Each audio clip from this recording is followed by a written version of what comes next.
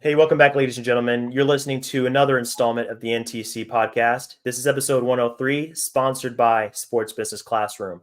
This is Aaron Washington, your host of the podcast. Glad you guys have taken another opportunity to check us out.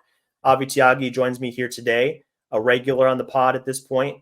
He's another contributor of No Trade Clause, and always a great time having him on, just diving in deep to players, teams, storylines, all the good stuff that we're tracking throughout the season. Avi, thanks again for joining, man. Always a great time sitting down with you, hashing out these teams or unique situations. Everybody has a special story. And as we're going to discuss here in a minute, even teams outside the playoff picture have a reason to be excited for them. So hope you've been well, man, and should be a good time today. Same to you. Hope you've been well. It's March, so it's not just March Madness in the NCAA. We're getting get some March Madness here too with the standings, the seedings, all the teams making these playoff pushes. So very true. Now's the best time, man. This is it. This is the stretch run. This is really where all the teams solidify their place. Like if you're a contender, you're showing everybody why you deserve to be in that conversation. Conversely, if you're at the bottom, you start to see those teams get checked off as far as eliminated from playoff contention. The Pistons and Spurs, unfortunately, have already suffered that fate. So they're just. Don't forget the Wizards. And the Wizards, yeah. They've had a rough week. Man, I think this is just a clue for Kuzma. If you are anywhere near, if you're anywhere near the bottom, man, don't send that tweet. Just hold it. Yeah, don't say it because I think he brought that on themselves. Like, yeah, at least we're not that bad. That was hilarious. He got clowned up for a whole day. He did. I think it's just going to continue, especially if they end up finishing with the worst record. Yeah. That's going to go all the way through the offseason. He's playing for pride right now, man. I don't know about everybody else, but he has something on the line. Exactly. I mean, hey, he said it himself. Don't be that team. So yeah, don't be that team, man. Imagine if a team loses 28 games consecutively in a season and they're not last. I feel like the team that the other team is going to get roasted so hard for that. Blows my mind, man. They're even in this conversation. How did we get here? It's been a long journey, but a guy named Jordan Poole made that possible. The entire team made that possible. It's a team effort. It really is. Shaqtin' Poole MVP. That's right. So let's go ahead and get into the teams here today, Avi, that we're going to be discussing. As I mentioned before, this podcast is going to be centered around 6 teams that we think you guys should continue to check out as the season progresses. These teams are not, some of them are not mathematically eliminated from the playoffs, but more than likely they're all going to miss the playoffs. But regardless of that, we found a few players, a few storylines that are very interesting, and we think they make these teams worth watching down the stretch for whatever reason. It's a player, it's a statistic, whatever the case may be. Guys need to keep locked on these teams, regardless of where they are in the standings, 15th, 12th, 13th. They all have a reason to be excited for them. So let's go ahead and get into the first team here. Avi and I did a little bit of a ranking here. This is in terms of watchability, and this is subjective. Other people have different opinions. Avi and I had different opinions on this. But generally, the teams at the bottom are going to be the bottom, and the higher ones, they have more players to keep an eye on that are a little more exciting. But let's go ahead and start with one of the teams here. They had high hopes going into this season for making noise in the Western Conference. Unfortunately, they just got hit with injuries, probably worse than any other team in the NBA, and it just sapped their chances of making the playoffs. Basically, from the start, they didn't really have a chance, starting with that whole John Morant situation. So obviously, this is indicating the Memphis Grizzlies situation. Regardless of where they are in the standings, and today they are currently 20-44, so that puts them closer to the bottom of the Western Conference, about 13th. Actually, I'm sorry, 22-42, 13th in the Western Conference. Even though they're near the bottom, they have some reasons to be excited. The injury issues that Memphis is suffering may end up being a blessing in disguise. 2 players here that we're going to touch on here, Avi. The first of which being Vince Williams. Vince Williams is a swingman that's really broken out in the Grizzlies rotation. He was awarded a standard contract deal, long-term deal. I believe it was 4 years in length, and he really earned it from the get-go. He just stepped into the void that was present in that wing rotation. He assumed some of the toughest defensive assignments every night. He's almost averaging a steal per game in 27 minutes per game. He's a pest out there. He makes himself known. He's a great kind of glue guy. And cherry on the cake here, topping on the cake, 37% from 3 on 4 attempts per game. So he's really settling into a role as a two-way wing, which is an archetype here in the NBA that every team just loves to have.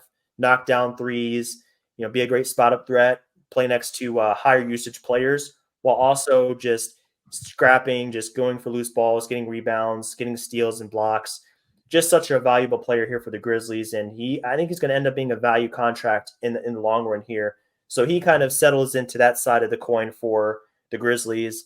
And on the other side, we have currently, I believe, it's the youngest player in the NBA, Gigi Jackson. He's only 19 years old. When the season started, he was 18 years old. So it just goes to show you how young this dude was. He fell in the draft. He ended up in the 40s. And I think most people had them higher than that. I saw some mock drafts where he was in the 20s, definitely a first-round pick. And he's really kind of demonstrating why he should have been drafted higher, just his scoring prowess, and he's really kind of getting a feel for the game. And he's just learning how to kind of settle into what he does best. Gets a little bit ahead of himself sometimes. But, I mean, this is a guy that's 18 years old, 19 years old. He's going to need time to kind of adjust to the NBA game.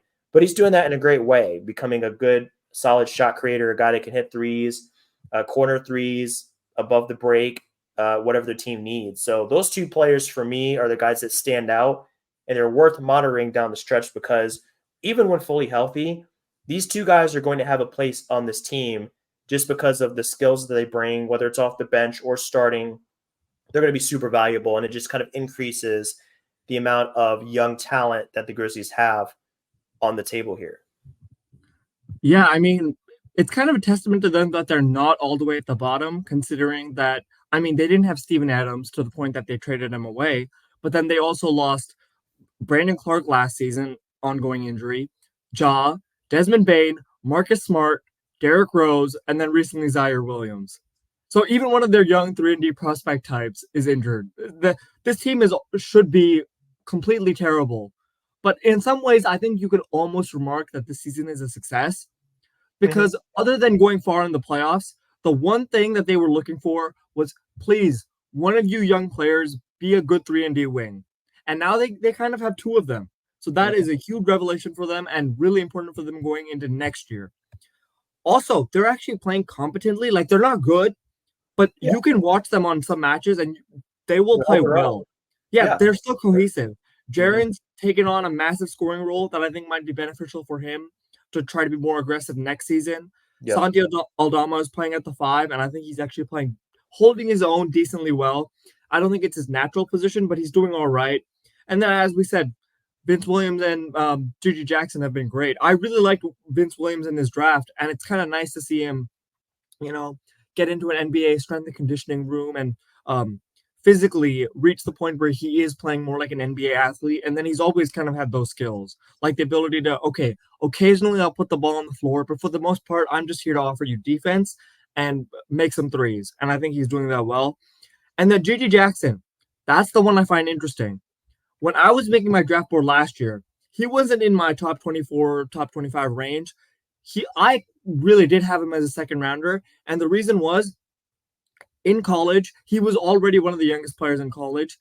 And it seemed like when he reclassified, he didn't seem, how shall I say, ready for the moment.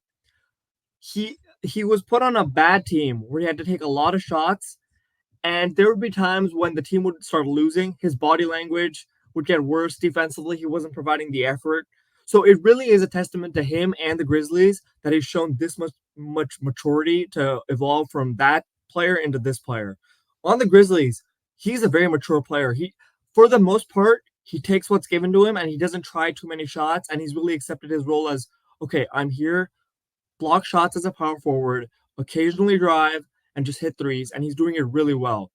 I believe his father is a preacher, and he said actually that I think his family was a huge influence on kind of telling him to work on his body language and work on how he's reacting on the bench to his teammates and how he's acting as a player on the floor. So I think all of that has made a huge difference, and that's why you kind of see someone who was, I believe, pick 45 Mhm. play like a proper first rounder this season. Hey, Avi, you brought up a interesting point about one of the strengths in his game that I think maybe was overlooked a little bit. It's that ability to be a help side shot Yeah. deterrent, shot blocker. A guy that's 6'9", as you said, good size as a NBA 3, NBA 4. That is another element of his game that's going to be so valuable to the Grizzlies in the long run. Being able to, come over. Maybe he's not the best man-to-man defender, but in a help situation, being able to come over last second, force a miss at the rim, that's super valuable in today's game. And I think we've talked about it before with the surge and 3-point attempts and so much space in the middle of the floor. It's really valuable to have players that can kind of step in a situation where someone's coming downhill, they see an opening in the defense and be able to get a weak side block, get a chase down block, something like that. Just really great innings from him. And that's something that you can't really teach when it comes to a player's skill set. Just the ability to be great timing as far as being a shot blocker. So that part of his game is really encouraging to see. Apart from the scoring and the shot creation, we kind of knew that coming in, and that's a work in progress. It's coming along, but that secondary aspect of his game is just really cool to see, and it's going to make him just that much more valuable as a swingman in the league. And that's something that I think the Grizzlies are going to really just it's going to make him so formidable if he's playing with a Jaren Jackson type player, and depending on who they get to kind of solidify the center spot long term, Yeah. that could be a deadly duo or trio, depending on how that goes. But I wanted to kind of get your thoughts on that center spot. As you said before, Steven Adams is no longer with the team. He got traded a little while ago. He wasn't going to play this season, and they decided to move on, go in a different direction. So as far as that goes, do you think it's still better for Jaren Jackson to serve as a four for that team, and then have more of a traditional center that can go up against the brutes of the league, kind of assume that spot at the 5?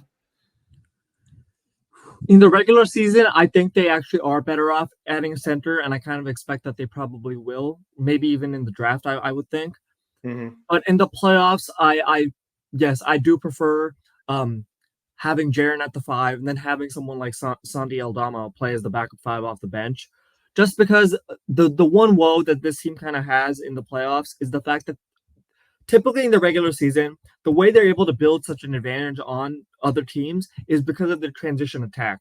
They always bring so much energy and such enthusiasm running up and down the court that most teams typically in the regular season either can't keep up or physically are just too exhausted. And these guys are a younger team, or at least they've had the youth advantage most of the time.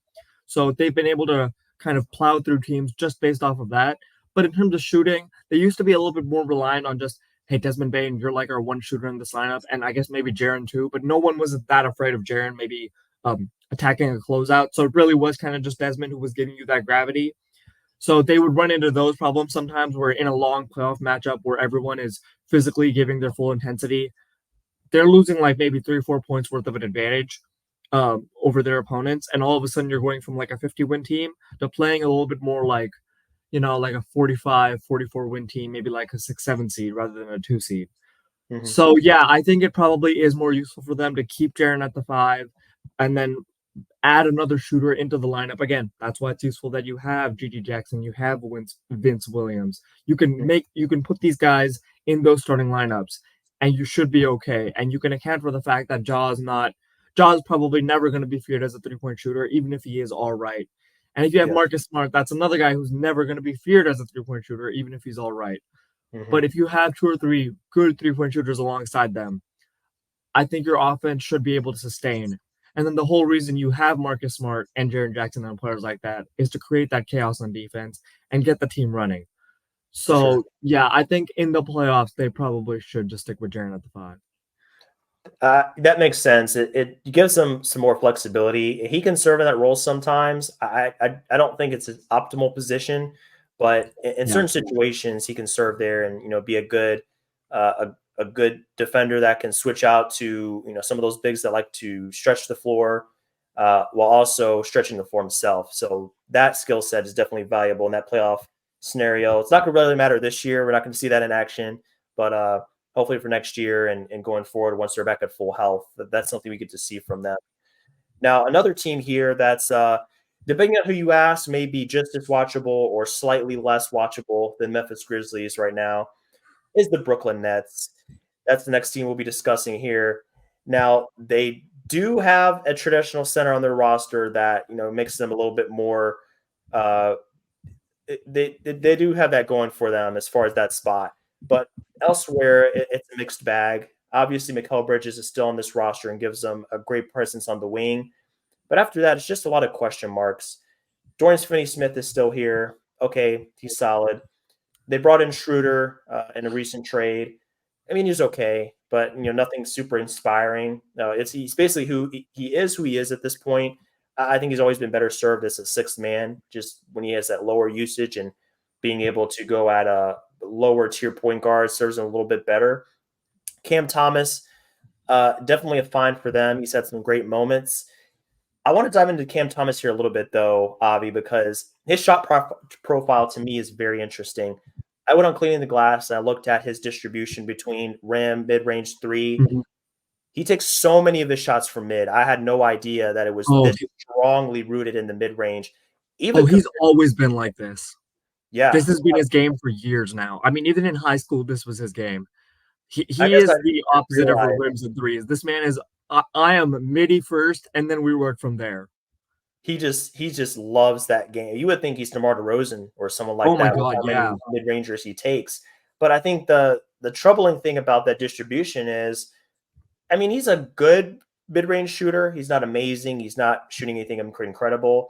His percentile in the mid-range relative to guards is 61 percentile, which is good. It's above average, but it's not class leading or anything like that.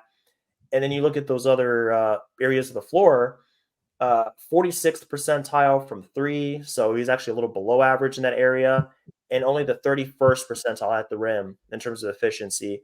So he's not getting to the rim that many times. He's not taking a huge amount of threes. He's not efficient in those areas. He's rooted in the 2-point arena, which we know is not the most efficient shot, especially if it's a long mid-range shot. And even from there, he's not shooting an incredible percentage. He's maybe a B- type of mid-range shooter. So that distribution to me, with his usage and everything like that, it makes me think that he's maybe better suited to a bench role as a spark plug scorer rather than a long-term starter, especially with some of his other deficiencies and other parts of his game. You're not going to rely on him to get a stop. You're not going to rely on him to set up his teammates that well. He's looking for his own shot more than anything. So for me, I think that first situation there, they need to kind of find somebody that can come in and be more of a balanced guard there, because Cam Thomas as a starter, I just don't believe in that, as far as like if they really want to take the next step and get out of the basement or the middle ground of the Eastern Conference. But how do you feel about that situation? I'm just chuckling to myself when you started telling me those Cam Thomas percentile stats, because this year is actually an improvement for him. If you want to go see what his percentiles were the last few years, it's more like 90th percentile mid-range, and then like 25th percentile from 3, and like what was the percentile you said? Like 41st percentile from rim. He was more 31st. Like that in season 31st. Yeah, he was more like that in seasons past. Like he's cut down on his mid-range attempts and actually taken more rim attempts and taken more threes than he was in past seasons. And we're still talking about him like, man, Cam Thomas, he's still so mid-range heavy. Yeah, like that's the crazy thing. This isn't like, oh, this is an outlier. He's adjusting to a new role. He's going to his comfort spot. It's like, no. He's going further away from his comfort spot. And it still feels like he's in his comfort zone all the time. Yeah. His defense is actually a little bit better than it was in the years past. And it's still bad. Yeah, it's like, nothing. They're getting outscored by, let me get this right. Yeah, they're getting outscored by 6 points per 100 possessions when he's on the court. And his on-off is minus 8.4 per 100 possessions. And some of that on-off is, dependent on who the lineups are around him. Sure. But when you watch him, some of that is definitely on him. Like, he takes a lot of shots in whatever lineups he's in. And so that actually takes away opportunities from his teammates. And because he's not a playmaker, during those lineups, you'll see distribute less and like create less shots for each other, fewer assists per game in those lineup configurations. Mm-hmm. And then the defense will be worse, obviously, with him on the court. So yeah, I think he should be a bench guy. But I just wanted for a second to talk about this. I had them on this list of teams we're going to talk about. I had them last on the watchability rankings, and I'll tell you why. They've had maybe the worst week I can remember of any team, maybe in recent basketball. They lost to the injured Grizzlies, which again, shout out to Luke Kennard and John Conchar and Scottie Pippen once he's back. Scottie Pippen Jr. once he's back, they've been good finds for him as well, and Taylor Jenkins has done a masterful job. But they shouldn't be, with this amount of talent, they shouldn't be losing to the Grizzlies. Yeah, okay. Then they beat Philly. Oh, good. We're on the upswing, right? No. Not quite. That's not how it works here. The vibes are all completely ruined. It looks absolutely terrible. They fired Jacques Vaughn and somehow have gone worse. They just lost to the Pistons and the Hornets back to back. I mean, it's been a nasty week for them. Yeah, really, really rough stuff, man. So I mean, I think there's a case to be made that they're the least watchable on this list for sure. They have no vibes, man. No vibes. Because even we're going to talk about the Spurs here in a minute, but they have Wemby, and we talk about the Raptors and like, oh, quickly and RJ make things exciting, and obviously the Rockets have their young guys they're really talented. The Grizzlies are scrappy, and they'll compete with the best teams. They had a great win against the Bucks right before the All-Star break. Their defense actually right now for the season is ninth in efficiency. Obviously, of course, the offense is 30th, so that kind of puts them where they are in the standings. But the defense, still, legit. You see them playing competitively, and they haven't given up. Right. And when I watch the Nets, in some ways, they're even more frustrating than a team like the Pistons or the Wizards. The Pistons, because when I watch them play, I don't feel like they've given up. I just don't like any of the lineups they're putting out there. They're just just not that good weird Isaiah Stewart at the 4 thing, which is like, how many more months do I have to see this? Before. Even the Wizards, they've kind of given up, but at least Poole has been having a resurgence recently, and they haven't fully given up. Right. When you watch the Nets, it's really frustrating because their team is still really talented. They have a lot of these useful role players on other teams, and Mikal Bridges had been doing better last year after the trade deadline as a main man. Mm-hmm. Yep. And I mean, the vibes are all wrong. Defensively, they're just so basic. And offensively, too, they're not adding anything. I'm not seeing anything from this Kevin Ollie offense or defense to make me think, yeah, this is why you should have fired Jacques Vaughn. Like, I understand you lost by 50 and you wanted to do something, but I don't think hiring Kevin Ollie as the coach was the answer to that. And I mean, it looks terrible. Based on what we've seen so far, it's definitely not the move. The Bridges situation is also interesting. He's already 27 years old. By the time we get to the start of next season, he's going to be pretty close to 28. And this is obviously a team that's in no way, shape, or form even remotely close to contending.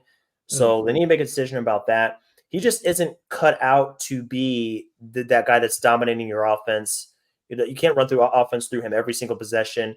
His effective field goal percentage just last season in Phoenix was about 60%. He was a very efficient player playing next to Chris Paul.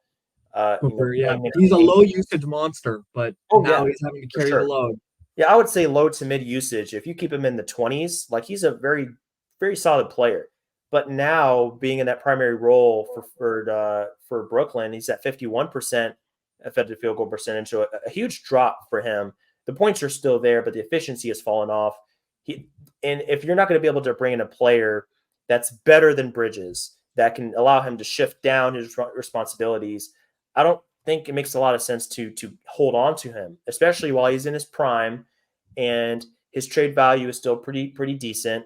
I think it makes sense to accumulate more assets. And yeah, you might take another tumble at the bottom. You might fall down and the Pistons lap you and maybe the Wizards lap you. But if that's what it takes to go in a different direction, you need to do that. And because of the, I think it was the Harden trade, I mean, they're not even flush with draft picks. So, I mean, you need to kind of rebuild your asset pool somehow. And Bridges is the key to that. So you need to figure that out. And then to go along with that, there's the Ben Simmons situation, which is a whole other depressing story in itself.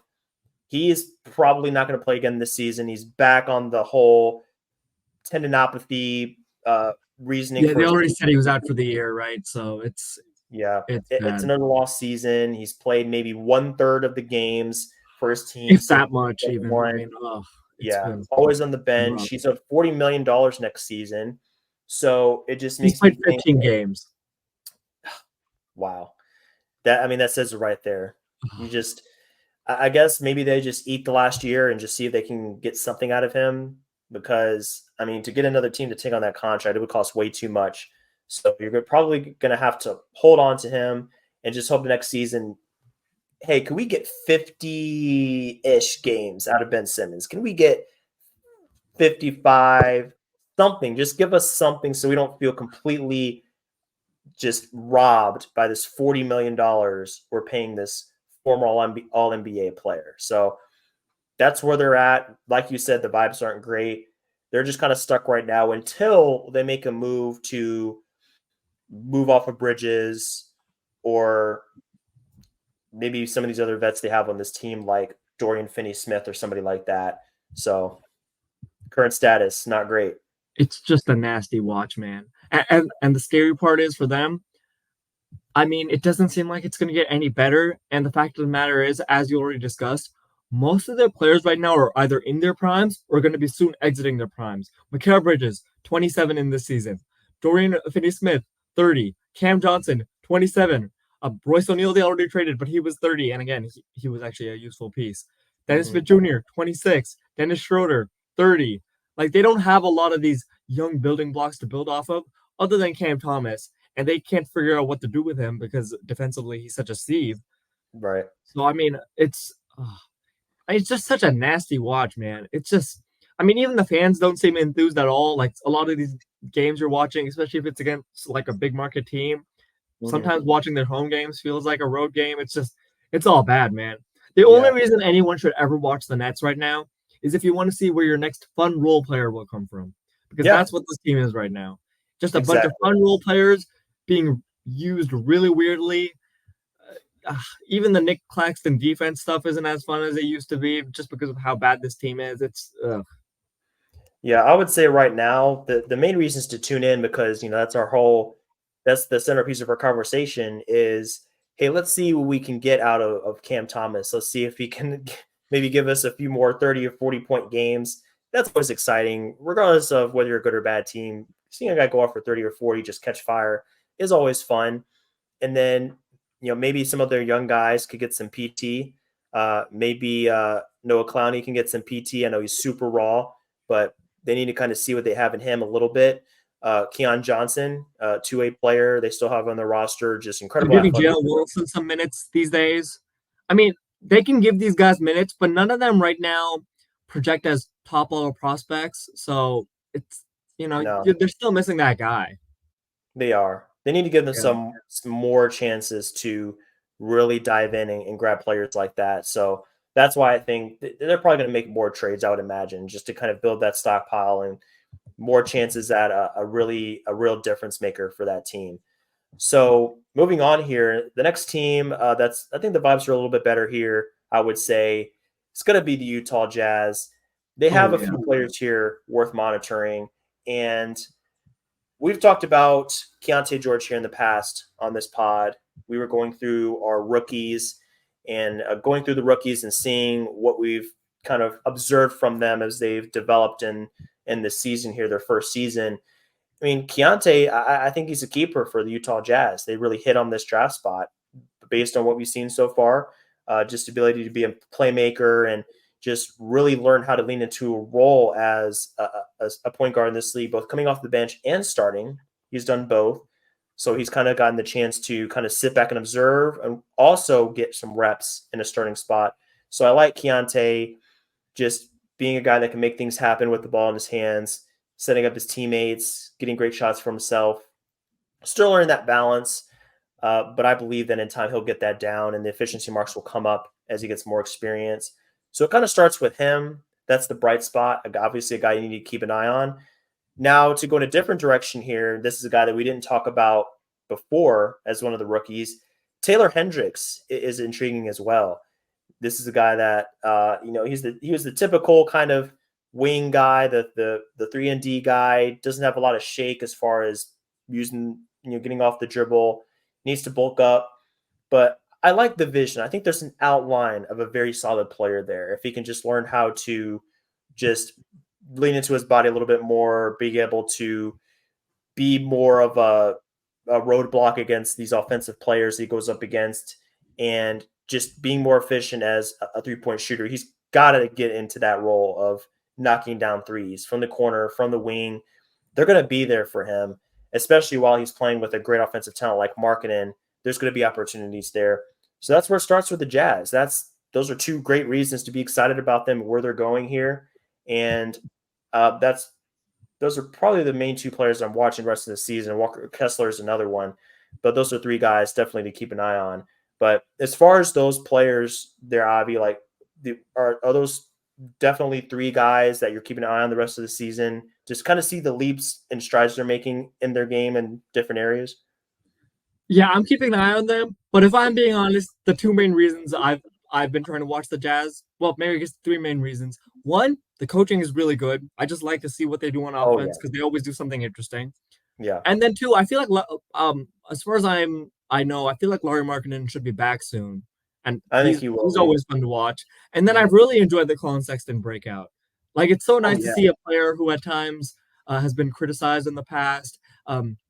When he left Cleveland, there was a lot of okay, whatever. He wasn't really fitting here anyways, and he didn't pass the ball that much. Like there was a lot of pushing him out the door. So I've really enjoyed seeing him break out and then play like a sub all-star level player where he's really efficient. He knows his role defensively. He's better than he is in years past. Like those are probably the main two reasons I would recommend watching Utah right now. But you're right. For the long term, the players you've mentioned, those are probably the main reasons to watch them. And the funny part about that is you're going to get a lot of Taylor Hendricks time these days because Utah needs to be in the top 10 to protect their pick, hmm which is tying back to the Brooklyn thing. That's another reason why Brooklyn optimism is absolutely wrecked right now because they don't really have a way to protect their picks. So hmm right now, Houston's going to get their number 8 pick. Oof. That's But tough. yeah, it's tough over there. But for Utah, these young players are going to get more minutes. I'm not worried at all, actually, long term about Taylor Hendricks' shooting. I just kind of want to see what he can do, not on the ball, but I want to see if he can like attack closeouts at an NBA Yeah. level and make hmm shots. I don't know about that skill yet. I haven't really seen much from him as a passer either, so that's kind of what I'm looking for. They, they're good players, but especially in this class when there are so many um, premium prospects, I'm not sure how high up I would have them on the ranking. Actually, I am pretty sure I'd probably have them in like the 10 to 20 range in terms of prospects in this class. For sure. And I'm not sure that those guys can be the centerpieces you can build your team around, but they are good players and they are something to um watching grow in the future. I want to see more from Keontae Georgia defensively. I just want to mention that. Yeah. At hmm Baylor, he was at least I felt like he was much more of a defensive presence than he is now. I think part of that is because he's so much smaller and he's still a little bit skinnier than he's going to end up being. hmm But that's kind of what I'm looking for right now. I feel like his screen navigation could be a little bit better too. But I mean, Yeah. he's a rookie, so It takes that's time. just how rookie life is. But For sure. yeah, He's going to get there. I'm in agreement, especially with the Taylor Hendricks point.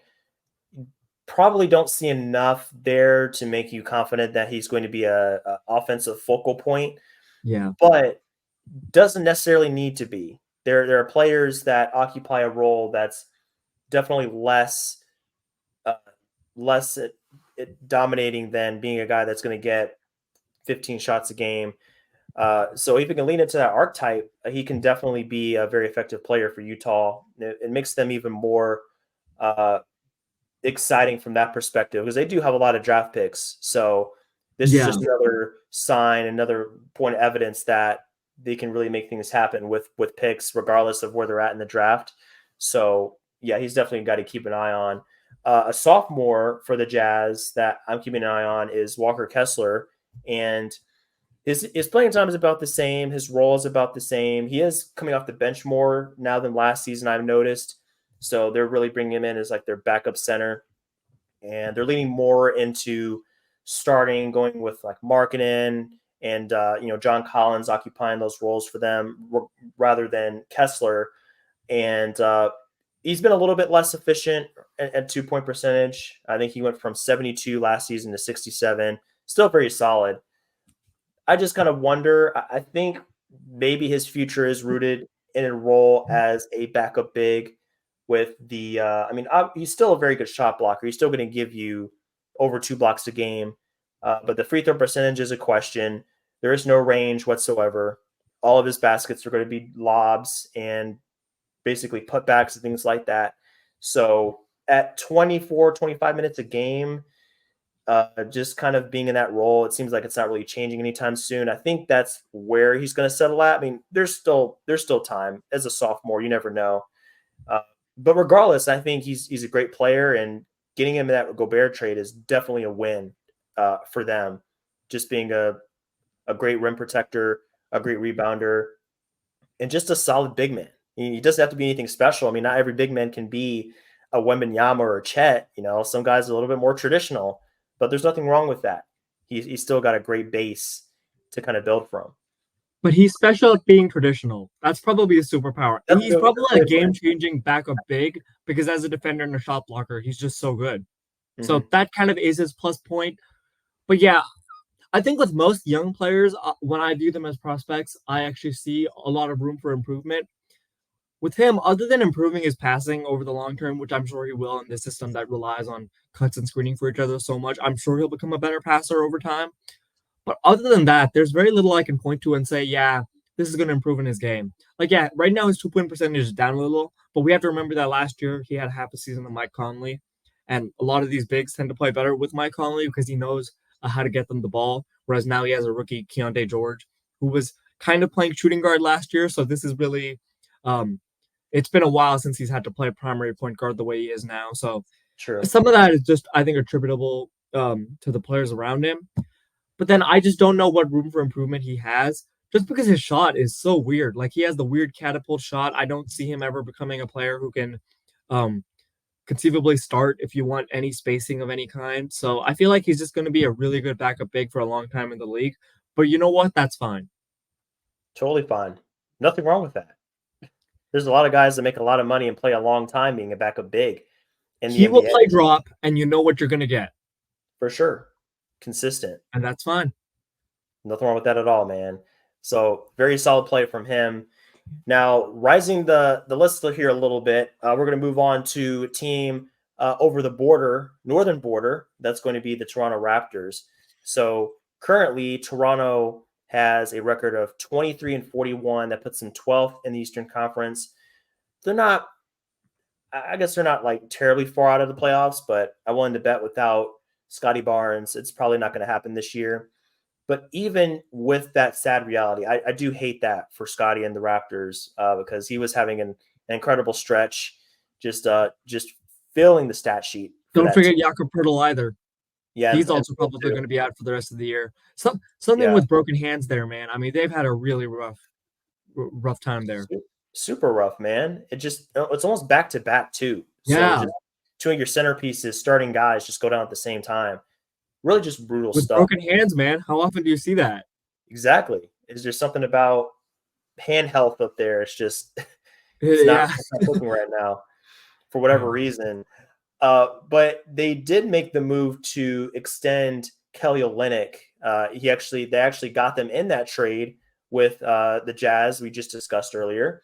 So now with Olynyk on board, he's on for an additional 2 seasons. That's going to be at 12.8 for next season, 13.4 million for 25-26.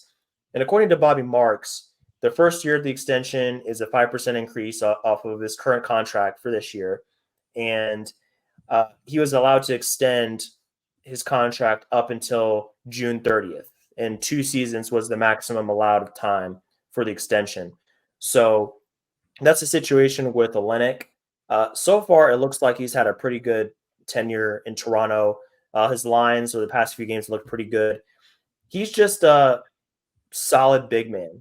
I mean, I watched him a lot when he was with Miami, and the way he can operate as not just a shooter, but he's a pretty decent facilitator. He has a high basketball IQ.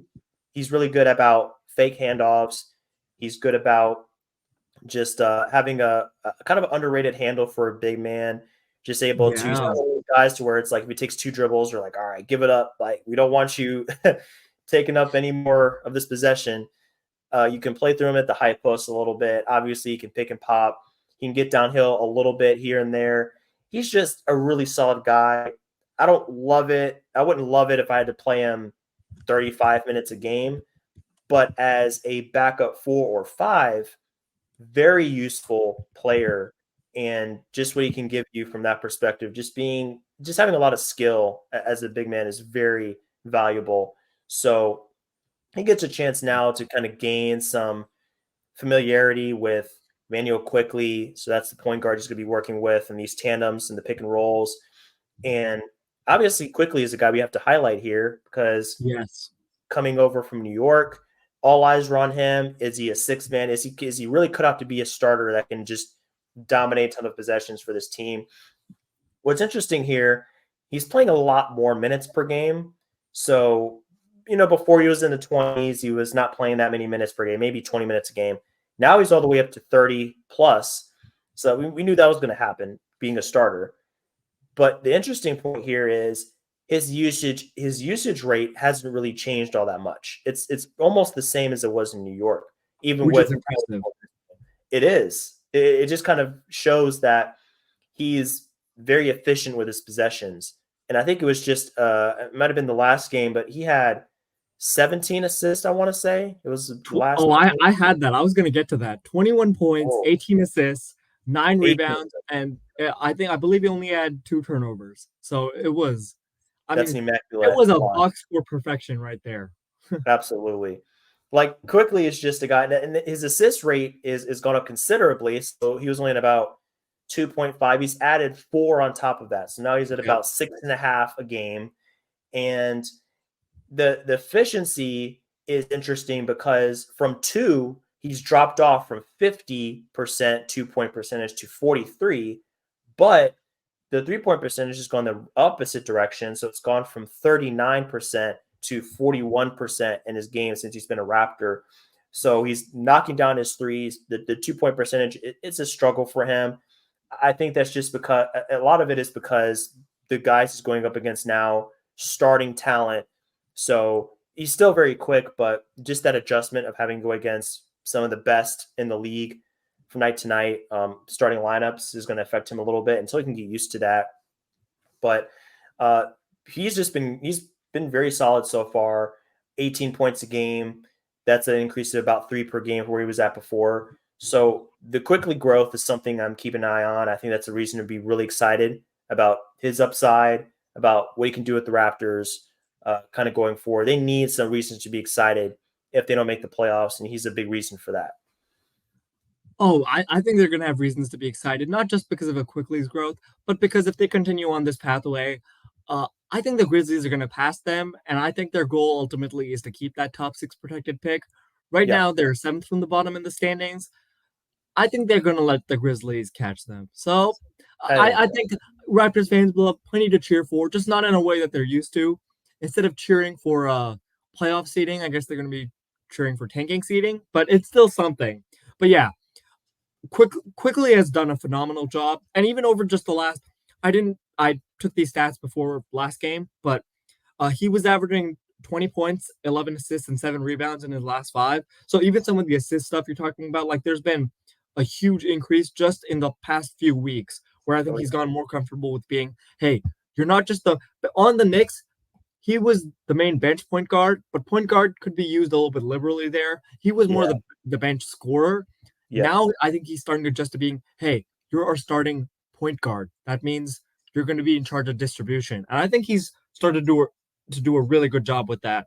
And back to the Kelly Olynyk point, I think that's part of why Coach Darko likes to have Kelly Olynyk is just because how much he values solid screeners, good secondary passers, a big who he can trust with putting the ball down on the floor once or twice. And hey, even once in a while in a handoff action, he might just drive it. You never know. Mhm. So I think he Yep, I prefers love that that. unpredictability, which is kind of why they chose to trade for him in the first place and then keep him on board for a couple more seasons. But I mean, I think on this team as a whole, I am I'm also intrigued by this new RJ Barrett. Yep. I was about to get I to him. I thought he would be better with Toronto than he was with New York, just because of how Toronto runs their offense. They're only telling him to attack um, advantages that have been created by somebody else. So he's getting to attack with more open lanes. It's not like a stagnant offense where it was like, oh, here, you take it now, RJ Barrett. We want you to create. Good luck. Hmm. That's not his game. I don't think No. that's ever been his game. I don't think he really played like a star per se in New York just because he would score a lot, but most of it was either he's a force in transition, so it was either that or Yeah. just him chucking up a lot of shots trying to get to the rim and not really succeeding or getting he doesn't have that sort of elevation or that sort of like skill level around the rim. So I didn't really view him as a star, and I thought his defense was starting to slide the last year or so. But with the Raptors, he kind of looks like a new man. Like uh, defensively, I think he's fine, but it's more offensively. Like his 2 point percentage is up, and most of that is because It's I way think up. the advantages he's had created for him by Quickly and then Scotty before he got hurt. I think a lot, and I guess Schroeder when he was there. A lot of that has helped him kind of pick and choose his spots more wisely, and I think it's helped him have a step or two on his defender so that those finishes are easy for him. And if you give him a driving lane, that's the one thing he's always been really aggressive, even since high school and college, about Yeah. taking the driving lane afforded to him and just being like a bowling ball and just getting his way through and getting a shot up. So I think giving him that sort of usage and giving him that sort of role has been beneficial to his game. And I think long term, it does make me much more interested in RJ Barrett than I thought I would be. So I think that's another good reason to keep watching their games. Same. To piggyback off of your point about the usage, it's gone from 26% with the Knicks to 23% with the Raptors. However, with with that reduced usage rate also comes increased efficiency, and you alluded to this. So he was at about 46% from two and 33% from three when he was with the Knicks. He's all the way up to 60% from two with Bingo. Toronto and 42% from three with Toronto. Now, interestingly enough, he's had a huge drop in free throw percentage. I'm not sure what that's about. He's at 57% on I think that's just four free throws variance. a game. Yeah, it's probably his variance. It was just interesting that it was that low, but I mean, it'll probably bounce Yeah, back up when things kind of like level out. I just saw that I was like, well, that's really low, but it's really weird. yeah, it's The one of those pendulum things that swung really far. I think he was at 83% with the Knicks earlier this year, and now he's at like 60% or 57%, what you said. So it levels back to 70%, which is kind of where he's always been at. It's just really funny how he got there. yeah, He started off really hot from the line and then got really cold really fast. exactly. It regressed to the mean for sure. And it goes both ways. Like he's not going to shoot, I'm sure he won't shoot 42% over a larger sample if, we increase that to 30 or so games with the Raptors. But if he can settle in around 37 to 38, like that would be a perfect mark for him, especially with that gift for going downhill that you mentioned before, how he's so comfortable doing that. That's going to be huge for him and the Raptors. Playing more minutes per game, just need to cut down the turnovers. There's a I think it's about a 3.5 to 4% increase in turnover percentage. But as he gets adjusted and gets used to playing with those guys more, I'm sure they'll level out. But overall, like you said, I agree. The returns have been really solid for him so far in a Raptors uniform. So between those two guys, there's still a lot of excitement there. Even if Scotty Barnes isn't a part of the final rotation in the season, having those two guys together and Olenek just providing some good, solid basketball. He's not one of those star players. He's not going to be a superstar or anything special like that. But just having a good veteran presence like Olenek, it brings stability and it brings a level of security. Just knowing that you can trust him every night, like you said, coach loves that. So they're going to be fine as long as they can keep that pick. I think that would just be Yeah. some added incentive. If they're going to miss the playoffs, like, hey, let's at least get that pick. If you're going to watch the Raptors, I would suggest doing so soon because I would not be shocked if 2, 3 weeks from now we're looking at, oh, I guess Quickly has a knee injury all of a sudden. I guess we're gonna have to sit him. Oh man. Oh, RJ Barrett's elbow is Oh hurting. no. Oh, I What are we guess gonna we're just gonna have to do? sit him for 2 weeks. Man, I really wanted So, him to play tonight. Man, I'm so oh, disappointed. oh man. What It's almost like this is are we gonna gonna help do us now? pick our pick. Man, I don't know if we're gonna have a great chance to win tonight. That is just awful. Like more losses. Who wants that? Oh, oh, what are we gonna do with that? It's not like it Yeah, helps us long term or anything. right. But yeah, I think long term it is really good for Quickly and RJ Barrett to be with Coach Darko because he is such a pick and roll master and he is really good about maximizing second side actions to help someone like RJ Barrett. One last point on that, I went and looked because I was just going off of this just by watching more of his film and being like, hey, I don't remember you having such a good opening. I'm good for you, RJ. But if you look at the stats, it's very tangible. Like it's very clear. In his career with the Knicks, in the restricted area, he was shooting around like 61%, and you would say around like 34% of his shots, 33% of his shots would be coming within the restricted area, and most of that is from drives. Well, now he's generating fewer drives than he was in the past, but 42% of his shots are coming from the restricted area. And rather than shooting 61 or 62%, he's shooting 73% right now from the restricted area. So that's a huge jump. That's most of where his 2 point percentage jump is coming from, just Right. because he's getting so many better looks at the rim where he's comfortable, but now he's not just comfortable, he's comfortable and efficient. And Hmm. when you combine that, I think they have a this is the first time in a while that I'm saying this. I think they have a really good player right now with RJ Barrett, and I think long term I'd be excited to see what he adds to his game. I really want to see if he can finally permanently add quality shooting, and I think his free throw indicator will be really important to that. I know For he's hot from three right now, but I want to see long term improvement where he goes from, hey, what happens if you're like a 72% free throw shooter and maybe like 33% from three to maybe being an 80% free throw shooter and like 35 or 36% from three. I think that's that'll where make a big difference for him. And that's where it'll you make a big difference for the team. for sure. That's where you got to hope that he ends up, and the returns are really good, so it's pointing in that direction as far as where he'll level out at. Now, to get to the last two teams here on our list that we believe are some of the most watchable teams as far as who's out of playoff contention, or at least soon will be. San Antonio Spurs are going to be the first of these two teams here. There's one main reason for why they're going to be so fun to watch. As long as Wemby is in the lineup, the watchability rating is sky high. Now, Avi and I have talked about Wemby at length on this podcast about how, and everybody is talking about him for good reason. Generational prospect, unreal size and length. Now, what we kind of want to zone in on here in this podcast is that there were some comments made over the past week about his future in San Antonio and how that might end up, and that caused a lot of ruckus and a lot of people didn't like that. It's definitely a weak point in NBA discourse when it comes to the future of certain players and whether or not they might want to finish their career with a certain franchise. That's been talked about a lot.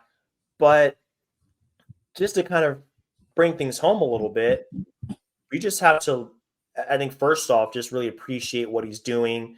And Avi and I talked about this before we started this podcast about how rookies usually hit that rookie wall maybe right after the All-Star break. And we've seen some examples of that with Podziemski for Golden State and Jaime for the Heat. He hit that, I think, even before the All-Star break or maybe around that All-Star break. You just saw him trail off there in impact. But Wemby is ascended every month of the season. And I think it's funny because I think it was one of our podcasts. We were talking about him and Chet. It might have been December. We were talking about these guys. And we were saying things like, well, Chet is more polished. He's more efficient. And we think he's a little bit higher in the rankings for Rookie of the Year.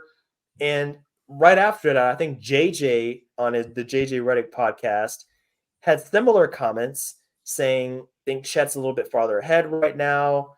His impact offensively is more profound than Wemby right now.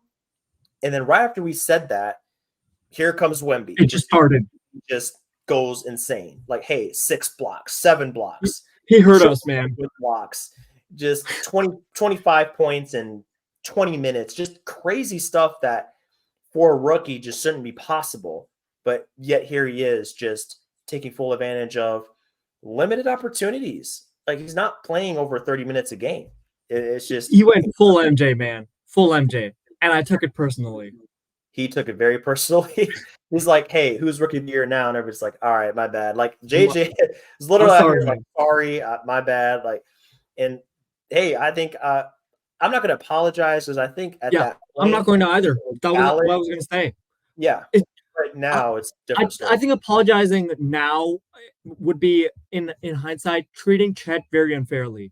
Because again, exactly. I had Chet as an all-star, right? I have my own list. This is actually my 10th year of doing this list. I have something called All-Star Performers, which is where I cut the threshold for minutes down, like way further down. I just kind of look at, okay, with a stable sample size, who are the players this year in that conference who have been playing like all-stars, even if I know they won't get elected because they haven't played the minutes most people want for them. Even on that list, I had Chet as an all-star performer, right? Like, let's just put it front and center. That's how it was. And going into the All-Star break as well, I thought Chet still had enough of a lead where I was like, okay, I'm probably going to still give him Rookie of the Year. But that surge from January onwards, I mean, at this point, I think I just have to give Wemby Rookie of the Year. And it's nothing to take away from Chet. He has still been that guy, and I feel really bad for him because I think in almost any other year, he's far and away Rookie of the Year for me. Yep. Like he's having a phenomenal rookie season. Again, playing like an all-star. But the surge Wemby has been on, I mean, I think to start the year, he was playing at like, okay, he's a good player right now, but he's still taking too many of his shots from the perimeter.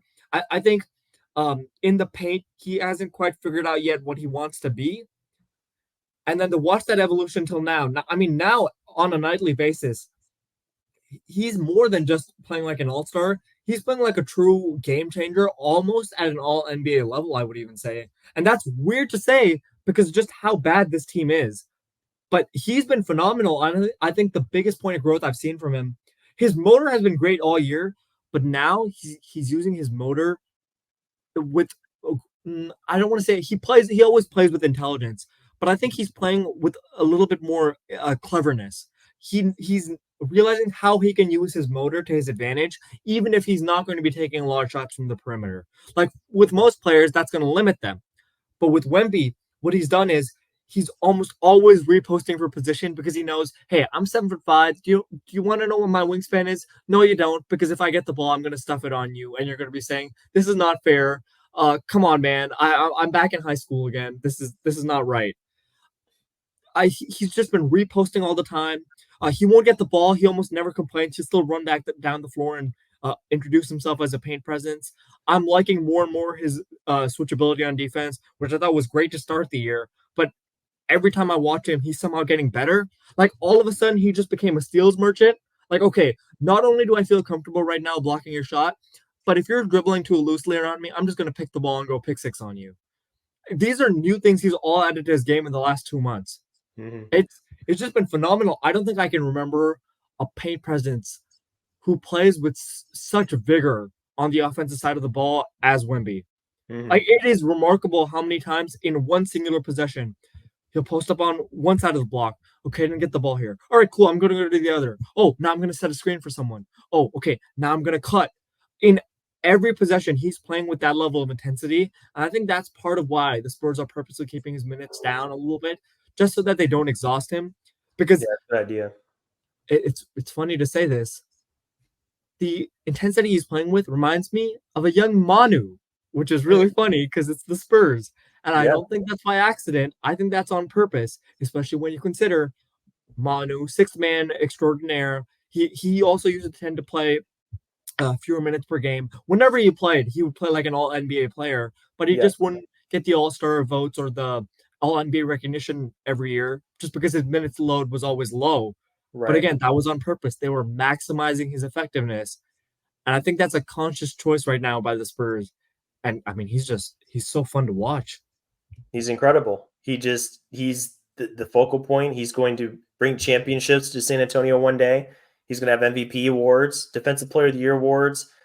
The sky's the limit. I mean, there's nothing this man can't do on a basketball court at this point. His 3-point shooting is coming along. He's getting more comfortable spotting Yep.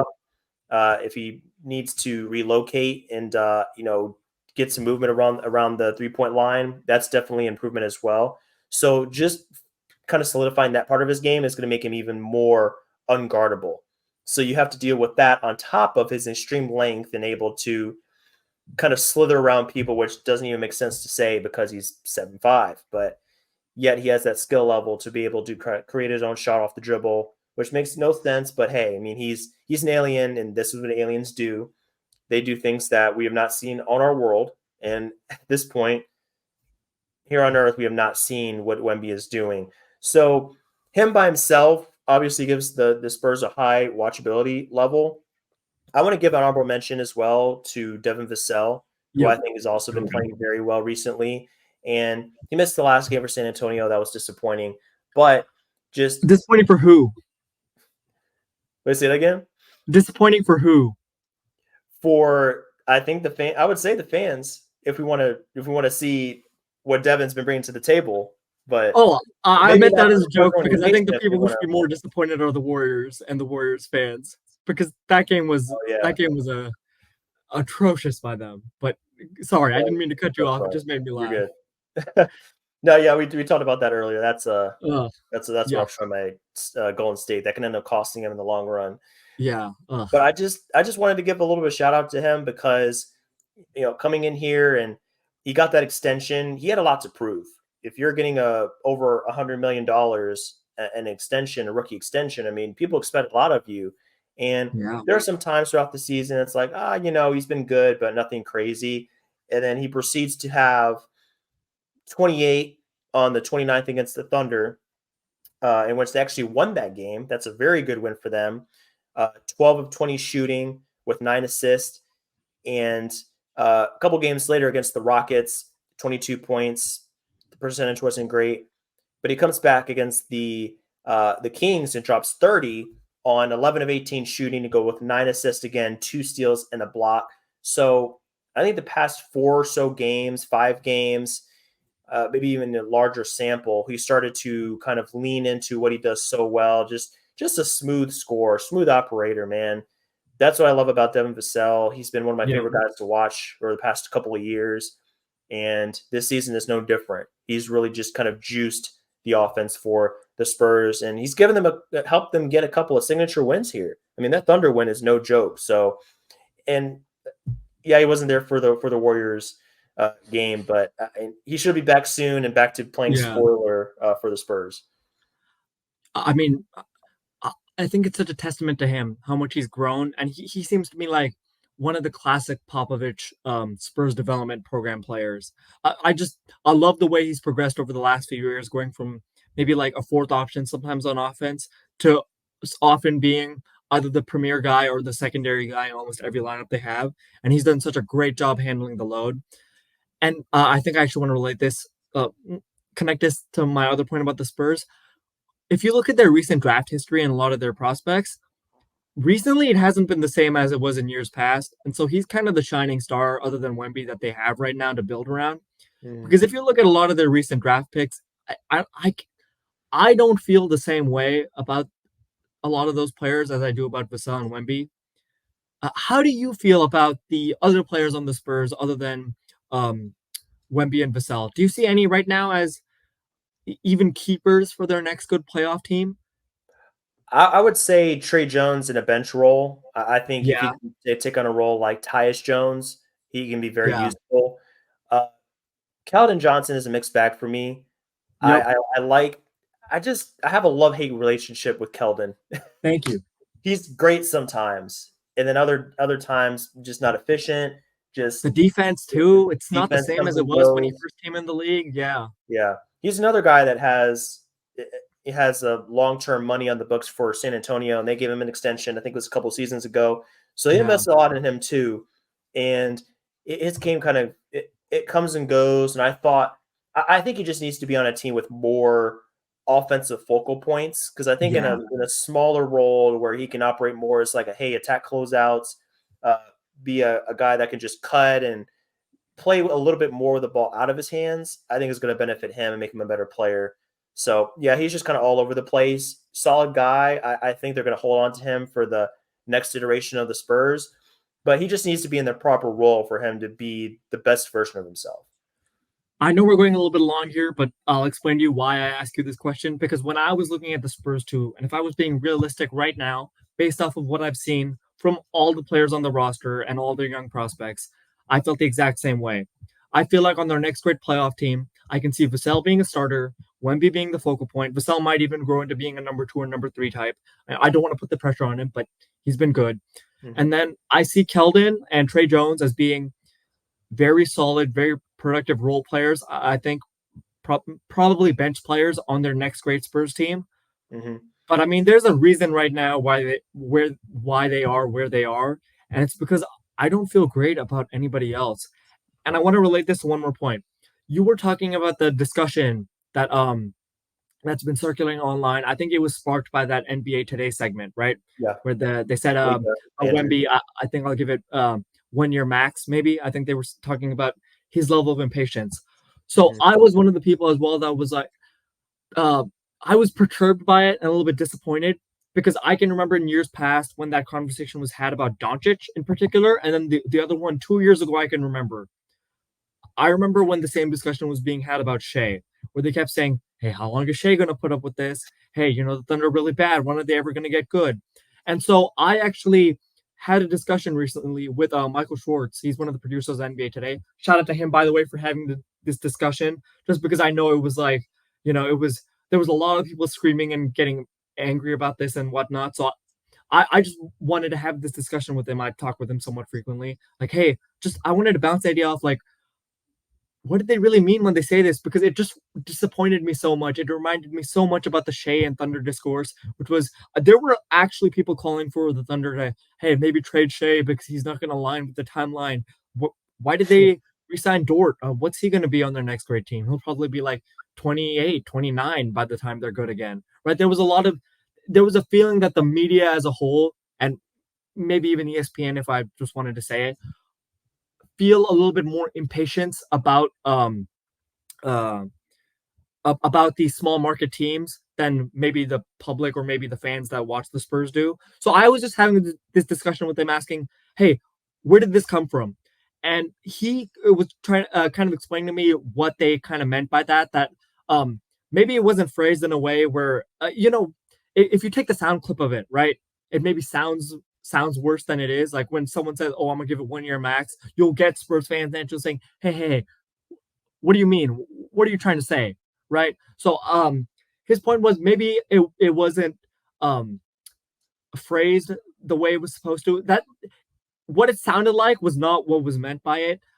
The point that they were trying to make, I think, was he said that Wemby right now is ready to win, and he's had conversations with Malika Andrews and some of the guys there.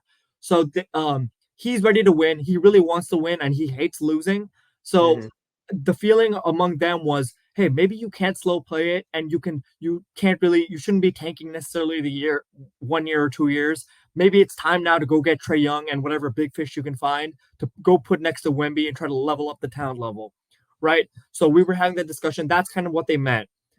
And the reason I'm going on this long monologue is because I found this really interesting. I think there's actually an inverse relationship between how people perceive patience should work with small market teams and how I think it actually does and how it should work. I think when the national media looks at small market teams, they kind of look at, hey, once you get that cornerstone and he's a young guy on a rookie contract, just go surround him with players. Give up your assets, go get these young talented players and go surround them with them and try to see how far you can get, right? Mm-hmm. Whereas I feel like there's actually an inverse relationship. I actually think small market teams early on in the rebuild need to be more patient than big market teams. If I Mm-hmm. look at a team like the Lakers, right, you can squander a complete rebuild and it doesn't matter. Why? You're a big market. It's Whenever the you want, Lakers. if the big guy comes open, oh, Anthony Davis wants to be here, LeBron just moved here. It doesn't matter if we squander the rebuild. We added those two guys. Now we can go win a championship. Yep. You have so many more avenues to mess up your rebuild, and you can be mediocre and add these guys. You can trade away your young prospects for players and try to make that 8 seed push, and then eventually just don't re-sign them. Your cap will be fine then, and now you can just sign these big stars, and you're not anything the worse for it. But with these um teams in small markets, I think if you're too impatient, you run it into this trap where now you start running on that treadmill of mediocrity, that hamster wheel of mediocrity. Actually, if I really put it, you're just running in a big circle north to south there, because you end up in the position where, okay, let's suppose the Spurs trade away a lot of their assets for Trae Young. I love the fit between Trae Young and Wemby. I think they complement themselves perfectly. Yeah. But now we have to be honest with ourselves. Okay, what's it going to take to get Trae Young? It's going to probably take a lot of draft picks. It Now you is. don't have those same avenues necessarily to add to the roster in the future. And Mhm. what do we have now? We have Trae Young, all-star level player. Wemby, probably all-star level player. 2 all-stars, good starting point. But we have Vassell, and who else do we really trust to start for us? Yeah. I don't know. We don't have that much, and now we're losing a lot of our draft capital. Our roster is still not ready yet. All these players are still young. Wemby is nowhere near his peak. Vassell is nowhere near his peak. Will Vassell's development maybe be stunted by losing some of those on-ball opportunities? I Yeah. want to see Vassell improve as a passer. I want to see him improve his synergy with Wemby. If he's having to play off ball more, maybe we never get that version of Vassell. I think it is very important to be responsible here. They need to add one of the top guys from this draft and maybe even next draft. I know Yeah. maybe people don't want to hear this, but this Shea, after the Chris Paul rebuild, this is year 4 of the new Shea timeline. I'll call it Yeah. the post Chris Paul Shea timeline. This is Mhm. year 4, and it's year 4 now that they've become a contender on the backs of Jalen Williams and Chet, who I will repeat, I still think are the 2 best players from that draft class. Don't at me, people. But uh, again, it took patience. It took them understanding, hey, we have Dort, we have Shea. See, look at this again. We have an all NBA level player right now in Shea, and we have Dort, another solid starter. Mhm. Let's not get impatient. Let's add Giddy. Let's add Chet. Let's add Jalen Williams. Let's add someone like Aaron Wiggins. Let's add players like Trey Mann, who we can now trade away. And look, we got Gordon Hayward from Trey Mann, right? Mhm. They had such an emphasis on collecting picks, drafting players, being patient. Don't overspend unless you have to. And Right. look at how far they've gone. And I think that's actually the model the Spurs need to follow. And that's why I think the media needs to understand that while a star player like Wemby really wants to win, Shea was the same way. He's Yeah. competitive. These Oh guys yeah. hate losing. And they will tell the media all the time, we hate losing, and everyone understands why. Because they're super competitive, they're always trying to improve, and they know what their future is like. They know they have that Hall of Fame potential. But as an organization, you need to think about them 3 or 4 years down the line. I think the media sometimes forgets about that when they talk about these small market players. I think small market teams should only be cashing in their chips when you're at a place where the Bucks were at, where it's, hey, we've been in the playoffs multiple times. We know we're that one piece away. Who's that guy? Drew Holiday's available. Oh wow, the public is always lower on Drew Holiday than I think um, maybe executives and fans who watched the Pelicans closely would be, because Mhm. I view Holiday as being either a sub all star or even a couple years an all star level performer in some of those seasons, and Yep. he was the perfect player to just slide alongside um Giannis and Brook Lopez and Middleton and the core that they had already established that was in their prime and really good. That was when you cash your chips in. When you're worried, hey, if we lose another 2 times in the playoffs, will Giannis leave? We don't want that to happen. We need to keep Giannis. We need to go get that championship. Now is the time to make that big, big move. I think when you're that far along in your rebuild, I think that's when you go for the big guy. That's when a small market team needs to be impatient. But For sure. early on, I think they need to be extremely patient. I think that was kind of uh, how our discussion ended up going. Um, Yeah. yeah, Yeah. That kind of ties in really, really nicely to the last team we're going to talk about, because depending on who you asked, maybe they did kind of rush the timeline a little bit. With Houston, yeah, they cashed in their chips on 2 pretty big name free agents in Van Vliet and Dylan Brooks, and bringing in these guys for the backcourt obviously improved the team. regardless of what kind of metric you look at the win-loss totals, you look at offense and defense, especially defensively. This has been a huge upgrade for this team, vastly better than last year. We've talked about them as well in the past, how last season they were barely looked like an NBA team at times. And you fast forward to this season and like, hey, Ime Udoka's done a great job. Their defense is elevated. They're very competitive. They play hard. They have a lot of great things going right now in that team.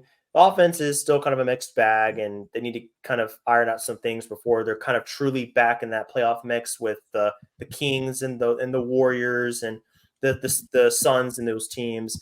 But they at least had a really good start to the season. They were above 500 for a little bit. They had some really great success in the beginning before trailing off. But it kind of begs the question: it's like, did they go a little too soon?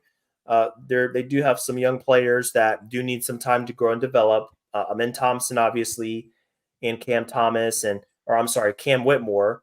I'm still thinking about the Nets. But you got both of those guys, and they need reps. And Cam Whitmore has demonstrated an ability to be a very solid player. He's had some great showings over the past couple of weeks. Amin Thompson, it's more about flashes with him. It's nothing sustained right now, but there are times during the game, just like with Azar, you're like, wow, that was really spectacular. I Yeah. think he's one of the most physically gifted players, even in the NBA by NBA standards. I think he's just a ridiculous athletic specimen. So for those guys, need some reps, need some time to play, and they have been playing for sure.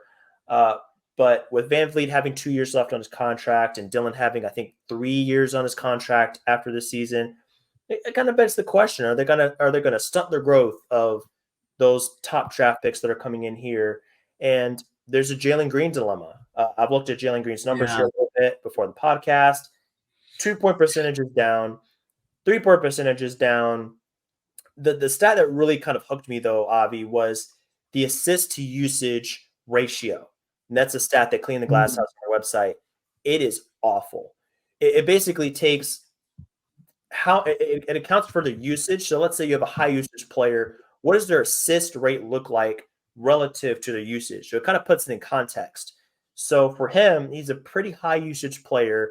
I think he's in the upper 20s as far as his usage rate this season. I'm just going to double check here real quick. Yeah, 27% Yeah. usage. So he's a starter. He plays a lot of minutes. He plays 30 minutes a game, but his assist percentage is only 16.7%. Mhm. So assist to usage ratio is only 0.6. That's the fifth percentile for guards in the NBA. He's near the bottom. So that tells you he hardly ever really makes a good effort to get teammates involved, make good passes, get assists. He's looking for his own shot. He's not efficient. He's actually gotten less efficient in year 3 than he was in year 2. Yeah. So not sure what his long-term status looks like. I'm not really that impressed. I will say this. He has his moments. I mean, you just look at Yes. the last game. Steal and a slam, a poster. For some reason, I can't remember who he just dunked on. He just obliterated. Oh, yeah. Um, I can't remember either. I remember that windmill was nice. I yeah. forgot who it was against. Yeah. I don't know why I'm forgetting, but he has those plays where you're like, again, athletic specimen. He Yeah. has the plays where you're like, well, this is a play we would see from Donovan Mitchell or Devin Booker, like spectacular plays, but they're not. You don't see them enough from them, and I think his biggest problem is basketball IQ. You got to know when to find your teammates. You have Alperen Sengun as a teammate. You have Van Vliet as a teammate. So now there's no excuse for being so overly ball dominant or having such bad tunnel vision that you miss these players that are in the post or in the corner. So I will say that entertainment value wise, yeah, he definitely elevates the status of the Rockets. He's fun to watch. Not a lot of substance there. He's actually regressed in some areas.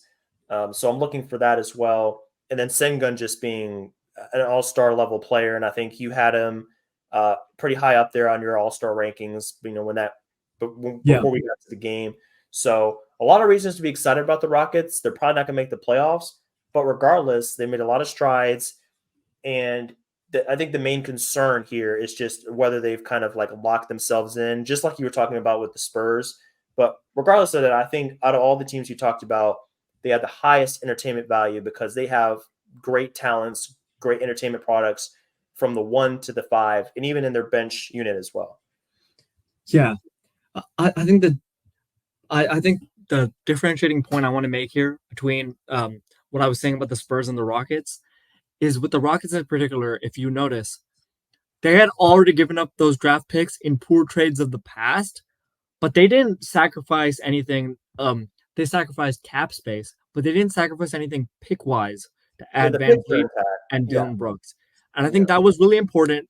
And the other reason that was important was because if you remember the Rockets from last year with that different coaching staff and the year before that, I mean, I can't remember a modern when you know how fans are always saying like, oh, defense isn't the same it used to be. I'm convinced all those fans were only watching the Houston Rockets. I mean, those Rockets teams defensively were absolutely horrible. Yep. I've never watched a defense more and been like, oh, I don't think anyone knows where they're supposed to be. I No. don't even know where they're supposed to be when I'm watching them. They're so far out of place. I actually don't know if this is you not executing one type of coverage or you completely misreading the situation and being completely off on your coverage choices anyways and not communicating at all. Like it was so bad and hard to watch that it was sometimes even hard to decipher whose mistake it was. It Mhm. was terrible. So I think it was really important for them to add Van Vliet and Dylan Brooks because they need those key perimeter defenders and adding Amen Thompson, Aaron Holiday. He's been great too, by the way, making a lot of his threes this year. Happy for him to finally find a spot. But that's why you needed those guys to be added to this team to kind of provide a defensive baseline and help players like Jabari Smith and Alperen Sengun find their voice and find their place defensively so that their interior defense wouldn't just be such a mess, which is what it's been in years past. Right. On the Jalen Green point, I don't want to pick on him just because I feel like it's not defensively. I'm more than willing to pick on him because defensively, I still feel like there are just times where he's just not giving the requisite effort. And when they sub in a man, especially for Whitmore too, but a man when they sub in Amen Thompson, and you're watching him attack, play perimeter defense or Aaron Holiday, you really get a sense for what they're missing sometimes when Jalen Green is on the floor. I don't want to pick on him too much on offense just because I don't think he's doing this on purpose. I genuinely think he doesn't have the vision. Like he doesn't have the vision necessarily to evaluate the field. And then on the basketball IQ front, I think he wants to score more and he has the athletic tools to be more efficient.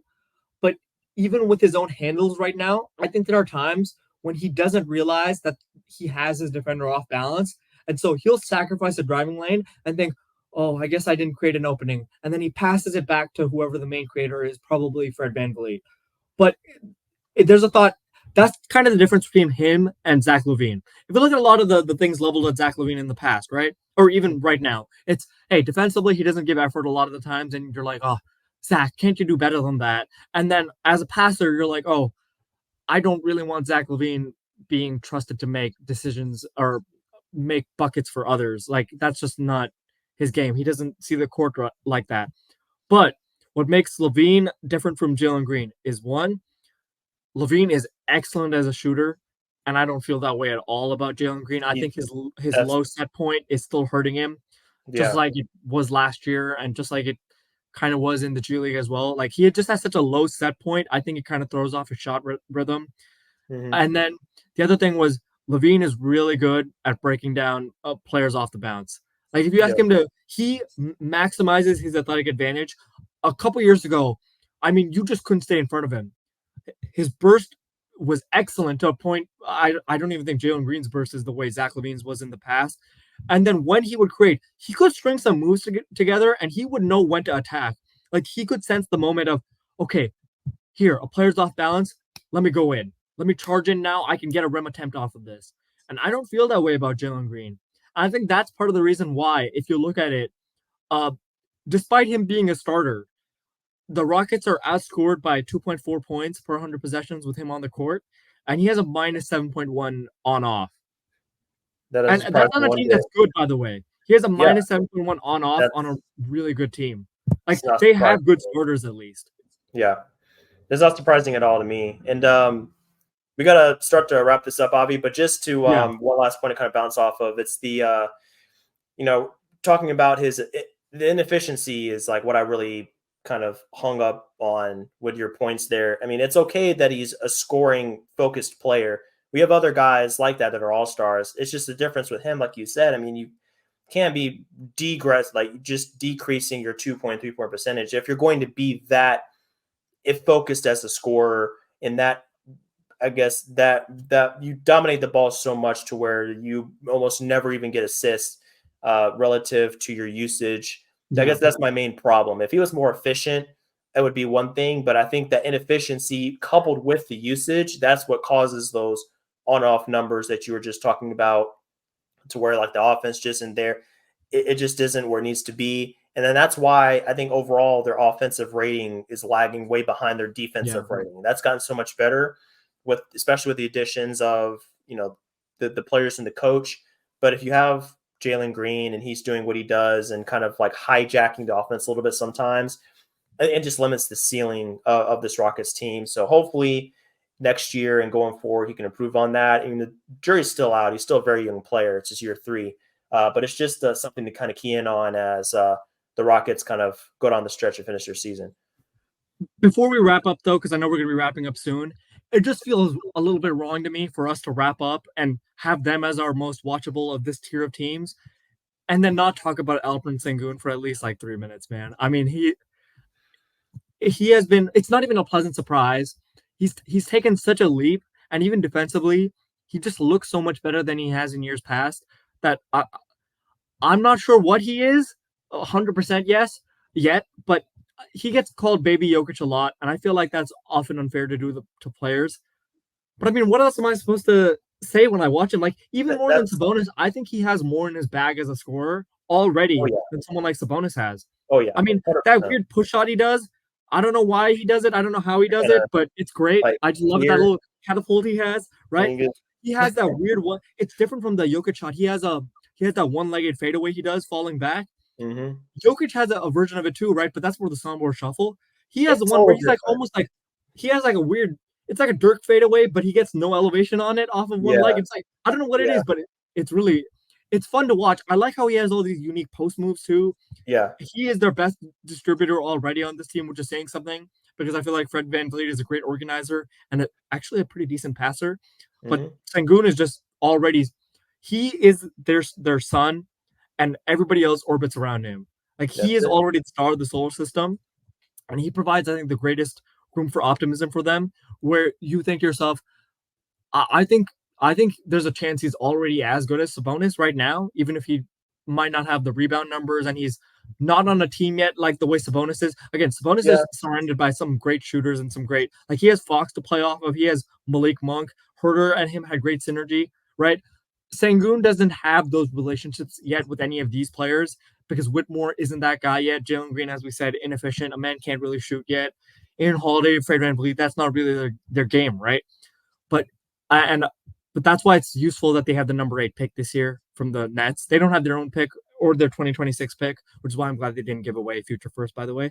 But it's useful that they have the number 8 pick. I think they need to add someone who long term will synergize with Sangoon because I think he's already phenomenal. he And is. it would be a disservice for me to talk about the Rockets and their watchability and not mention the fact that other than Wemby, of this entire group of players, he is by far to me the most watchable guy. I love his 100%. game. It's so weird. I love it. Yeah, he is. He's awesome. And yeah, the baby Jokic, I think that's the best way to describe him right now. Yeah. And I mean, that's the highest, it's one of the highest compliments you can give because Jokic is, he's going to be one of the best players in NBA history. So, I mean, Yes. to be in that kind of the same sentence as Jokic, it just kind of goes to show how much respect we have for him and what he brings to the table for the Houston Rockets. He's incredible. I'm glad you mentioned that. Yeah. So, Avi, that's going to bring us to the end of our discussion here with these teams.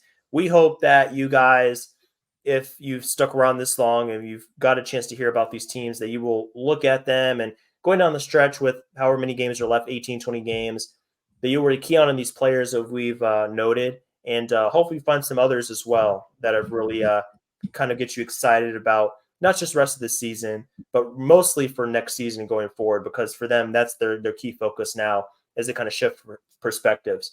Avi, thanks again for coming on, man. Always a great time. Looking forward to more episodes and both with just you and also with guests. we hope you guys will stick around with us. NoTradeClause.com is going to be where you can find all of our content. No Trade Clause at Instagram, no trade_clause on Twitter/X.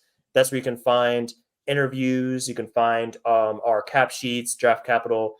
All these different resources are available to you there. So thanks again, everybody, for joining in for episode 103. And we hope to see you on the next installment of NTC. Take care.